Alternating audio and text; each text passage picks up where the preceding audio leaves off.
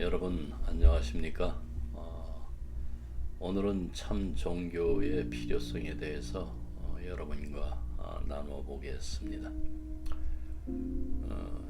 최근 한국의 그 과학자들이 핵 융합 실험에서 태양보다 더 높은 온도를 달성했다는 소식이 지난 3월에 있었습니다. 세계 최초라는 말을 아주 한국인들이 좋아하죠. 그 기후 변화라는 위기를 몸소 경험하고 있습니다. 지구촌 곳곳이 가뭄 또 홍수와 같은 자연재해로 몸살을 앓고 있죠. 갈수록 심화되는 이 문제를 해결하고자 사람들은 다양한 그 친환경적 변화를 시도하고 있는데요. 발전 방식을 바꾸는 건 역시 이 중 하나라고 합니다. 그 석유, 석탄 등의 화석 연료로 전기를 생산하는 기존의 방식은 그 대기 중 그 온실 기체 양이 증가하는데 큰 영향을 미쳤고, 이는 또 기후 변화의 그 주 요인이 되었습니다. 이것에 대안으로 원자력, 그 태양광 풍력 발전 등이 제시됐는데, 발전 과정에서 방사성 폐기물이 발생하기도 하고 또 효율성이 그다지 높지 않다는 한계가 있었다고 합니다. 하지만 이런 한계를 모두 극복할 수 있는 발전 방식이 존재하는데, 이 방식이 그 인공태양이라고 합니다. 근데 그 인공태양을 만들 수 있는 핵융합 발전 기술을 이제 한국이 보유하게 된 거죠. 네. 그래서 오늘은 그 말씀에 창세기 1장 3절에서 4절 그리고 시편 19편 1절의 말씀을 가지고 좀 나누면서 그거보다 좀 더 깊게 우리 기독교의 그 참 종교의 필요성에 대해서 좀 함께 생각해 보고자 합니다. 성경은 창세기 1장에서 하나님께서 말씀으로 세상을 창조하셨다고 기록하고 있습니다. 하나님이 이르시되 빛이 있으라 하시니 빛이 있었고 그 빛이 하나님 보시기에 좋았더라. 하나님은 말씀 한마디로 빛을 창조하시고 그 빛이 온 세상을 비추게 하셨습니다. 이는 하나님의 무한한 능력을 나타내죠. 그리고 시편 19편 1절을 보면은 하늘이 하나님의 영광을 선포하고 궁창이 그의 손으로 하신 일을 나타내는도다 라고 말합니다. 하나님께서 창조하신 이 세상은 그분의 영광을 드러내며 인간은 그 속에서 끊임없이 도전하고 탐구합니다. 한국의 과학자들이 핵융합 실험에서 태양보다 더 높은 온도를 달성한 것은 인간의 그 도전 정신을 잘 보여줍니다. 이는 하나님께서 주신 지혜와 그 능력을 통해서 이루어진 것이라고 생각이 되죠. 네. 우리가 기억해야 할 것은 우리의 모든 도전과 성취는 하나님의 영광을 위한 것이라는 점입니다. 고린도전서 10장 31절은 그런즉 너희가 먹든지 마시든지 무엇을 하든지 다 하나님의 영광을 위하여 하라 라고 말씀합니다. 과학의 발전과 인간의 도전은 하나님의 영광을 드러내는 그 도구가 되어야 되는 것입니다. 그 좋은 사례가 이번의 사례고요. 우리의 삶 속에서도 하나님의 능력을 믿고 또 주어진 지혜와 능력을 통해서 끊임없이 도전하고 하나님의 영광을 드러내는 것이 우리의 당연한 또 이 사회에 대한 의무입니다. 그러나 한편 눈부신 과학의 그 발전과 함께 인간들 우리들의 내면의 성장과 발전이 함께 성장해야 되겠죠. 그 요소들이 종교와 함께 어떻게 병행되어야 하는지 좀 살펴보겠습니다. 오늘은 좀 평소보다 좀 길어질 것 같습니다. 저는 진정한 종교의 회복이 현대 그 한국은 물론 인류의 복지에 필수적이라고 믿습니다. 하지만 아쉽게도 종교라는 단어 자체가 많은 사람에게 잘못된 연관성을 갖습니다. 그들은 그 청교도주의, 물론 미국의 이제 한해서 이야기겠죠.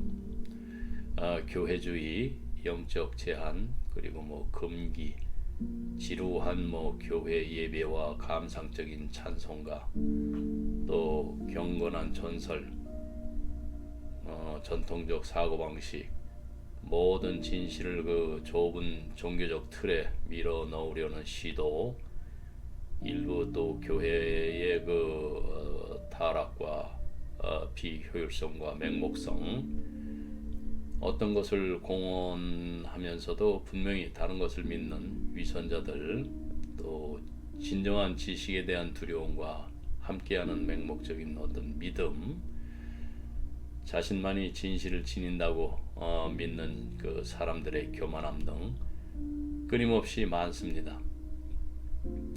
하지만 제가 진정한 종교로의 그 복귀를 촉구하는 것은, 간청하는 것은 완전히 좀 다른 것입니다. 그것은 전체 창조물 속에서 인간으로서의 우리의 상황에 기꺼이 적응하는 것을 의미해야 하며, 그것은 다른 인간들뿐만 아니라 전체 계획 뒤에 있는 그 하나님의 영과의 관계를 받아들이는 것을 의미해야 됩니다. 우리는 대체로 어둠 속에서 사는 아이들과 같습니다. 하지만 단서가 전혀 없는 것은 아닙니다. 탈출의 기회가요. 우리에게는 이성이 있고 비판적 능력이 있고 다소 발달된 도덕 감각도 있고 또 현재와 현재를 넘어서는 무언가를 가리키는 그런 직감과 암시가 또 있습니다. 또한 우리는 인간 행동의 어떤 패턴이 비참함과 재앙으로 이어지는지, 그리고 행복과 성취로 이어지는 것이 무엇인지 보여줄 만큼의 축적된 인간 경험을 가지고 있습니다. 인본주의자들은 우리는 초자연적 종교 없이도 충분하다고 말할 것입니다. 우리의 모든 지식과 경험으로 영적 세계와 신이라고 불리는 최고 존재를 가정할 필요가 전혀 없다. 그들이 가능한 그들이 옳다고 믿고 인본주의자를 그 진정한 종교인으로 만드는데 필요한 것은 약간의 영적인 그 상부 구조분이라고 생각이 됩니다. 하지만 제 경험과 관찰에 따르면 인본주의적 입장은 매우 비현실적이라는 생각이 점점 더 강해집니다. 첫째, 그것은 결코 악을 심각하게 고려하지 않습니다. 인본주의적 사고에서 사람들이 나쁘게, 잔인하게 또는 이기적으로 행동하는 이유는 항상 그 경제적, 정치적 또는 심리적 용어로 설명할 수가 있습니다. 인간의 그 변태성, 또 무정함, 잔인함이 충분히 많이 드러나면 인본주의적 정신은 한계에 도달하게 됩니다.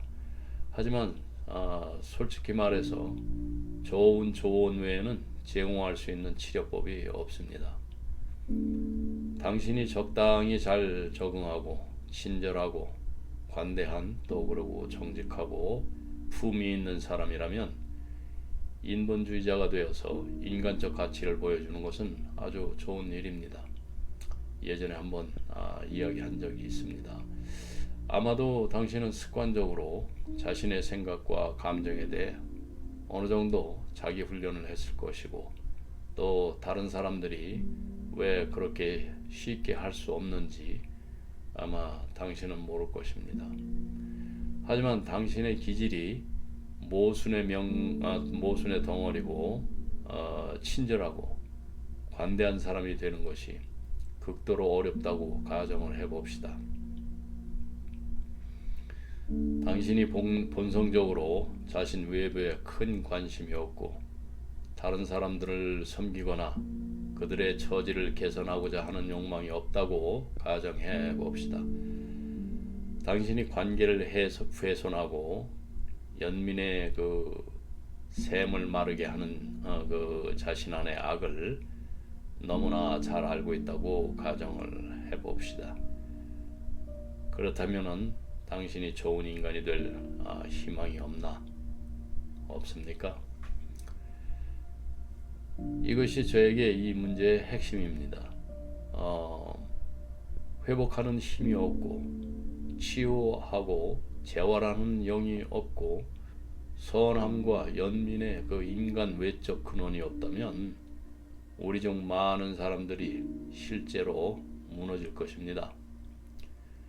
그러한 회복과 강화가 있다는 것을 몰랐다면 인간이 활용할 수 있는 그러한 생이 있다는 것을 몰랐다면 저는 당연히 이 내용을 전혀 말하지 않을 것입니다. 하지만 여기에는 부끄럽게도 소홀히 여겨지고 매우 불완전하게 탐구된 실제 인간 경험의 그 분야가 있는데 그것은 우리의 인간적 상태에 급진적인 변화를 가져올 수 있습니다. 우리가 서로에 대한 더 많은 사랑과 연민을 행사하는 법을 배우지 않는다면 결국 서로를 파괴하게 될 것이라고 말하는 것은 적당한 일입니다. 하지만 우리가 참 종교의 필요성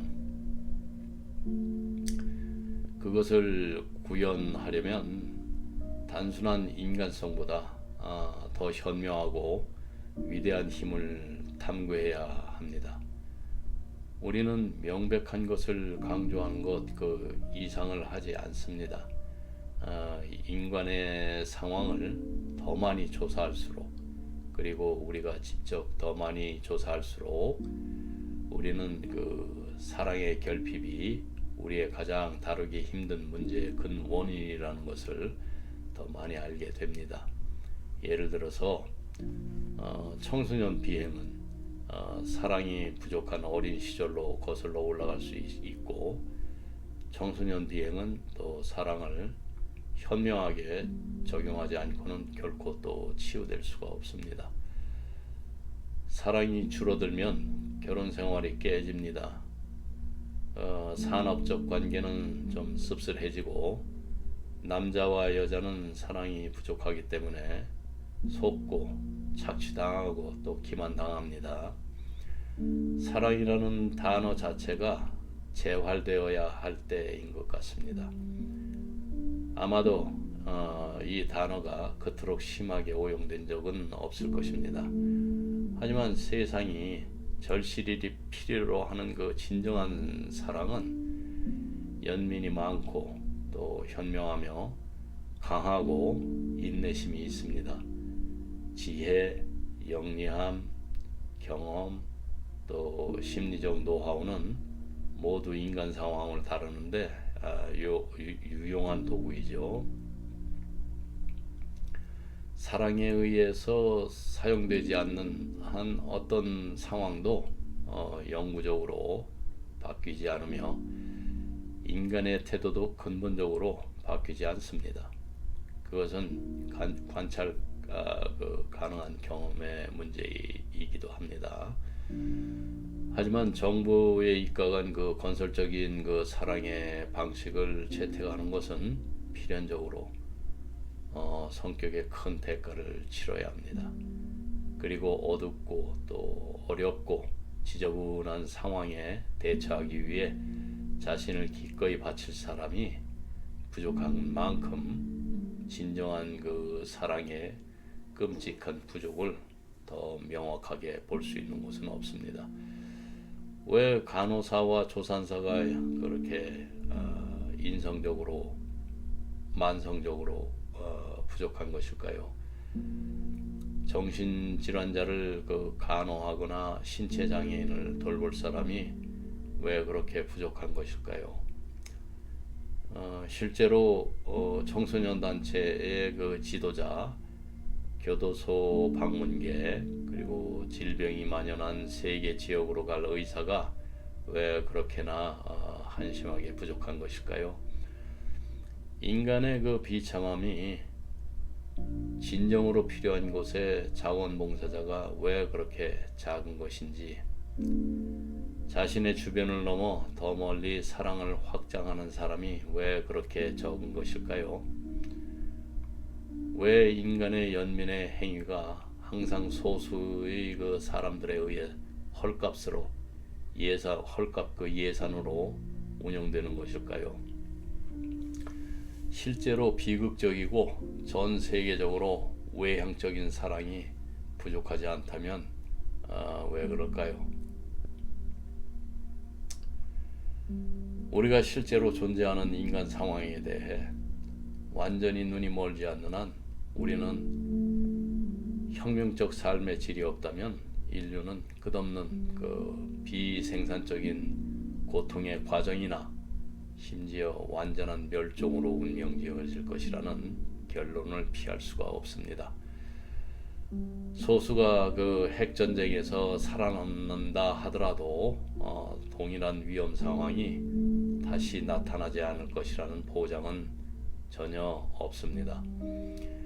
우리가 그 원죄 교리를 싫어할 수도 있고 실제로 그것은 종종 상식과 선의를 가진 사람들을 적대시하는 방식으로 공식화되었지만은 인간에게는 이기심, 오만함, 또 잔인함, 무정함, 권력에 대한 욕망, 질투, 증오 및 기타 모두 비참한 악의 무리의 그 씨앗이 있는 것처럼 보일 것입니다. 우리가 이러한 것들이 실제로 존재하지 않는다고 주장한다면 사실 그것들은 단지 휴면 상태이거나 도발되지 않았을 수도 있는데, 우리가 진실이나 인류의 그 대의에 봉사한다고는 생각하지 않습니다. 인간 삶에 대한 현실적인 관점은 인간 본성의 선뿐만 아니라 악도 고려해야 한다는 것을 우리가 참고해야 됩니다. 나에게는 참된 종교 없이는 만족스러운 인간의 삶, 감정, 사고가 있을 수 없다는 것이 아주 명백해졌습니다.